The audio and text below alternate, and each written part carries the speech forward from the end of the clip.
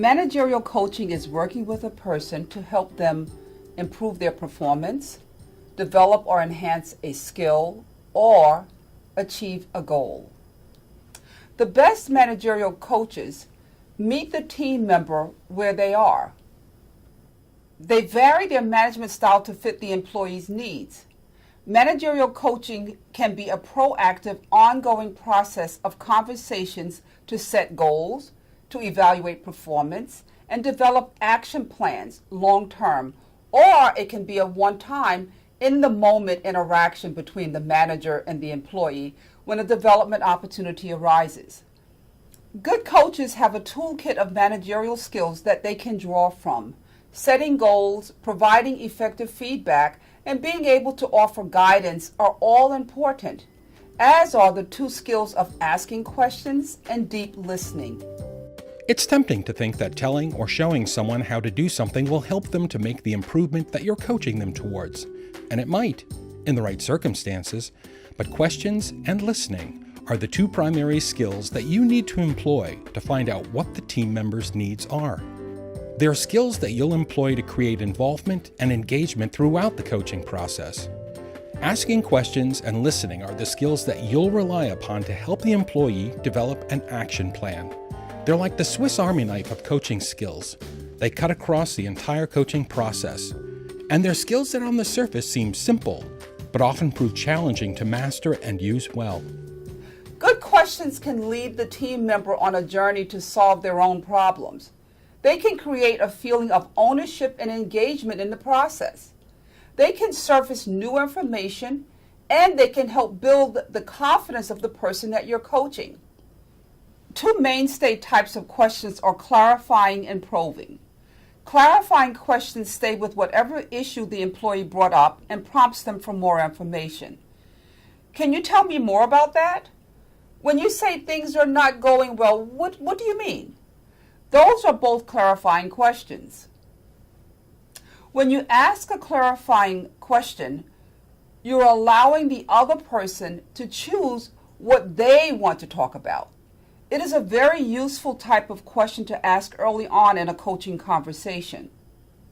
Use more open, focused, probing questions as a catalyst to help the employee to provide more detailed information and to go deeper about a specific issue or to generate solutions. For example, what do you think the cause is? How could you approach this? How will you handle it in the future? Those are all really great examples of more open probing questions. Be very selective about using closed focused questions as they force a yes or no choice. Avoid leading questions and don't turn a coaching conversation into an interrogation. Asking good questions goes hand in hand with listening.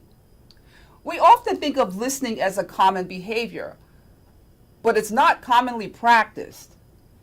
To really listen deeply, we have to move from the mindset of listening to respond to a mindset of listening to understand and make them feel heard. Behaviorally, deep listening is easy to explain, but much more challenging to execute.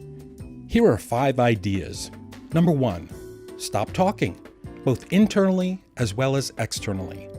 Number 2, listen between the lines for hidden meanings. What are they really saying? What aren't they saying? Pay attention to their nonverbal behaviors and tone, as well as their words. Number 3, resist the temptation to evaluate, interpret, or criticize. It will take you down a pathway to superficial listening and potential misunderstanding. Number 4, demonstrate an attending body posture. Lean forward, make appropriate eye contact, and use minimal encouragement like, right, go on, to let the person know that there is a live body across from them who seems to be paying attention. And number 5, reflect back on the words or the feelings of the other person. Simply restate or paraphrase the words of the speaker and/or what you believe they may be feeling. So your boss schedules 3 conference calls with you every week and you feel frustrated and micromanaged? It's as simple as that. This reflection may be the most important listening technique in your arsenal. And it is often the one with which people have the most trouble. It just seems too simple or too condescending, doesn't it? You may think, I'll look silly, but it works. It does two things. It makes the people feel heard, and it prompts them to provide you with even more information.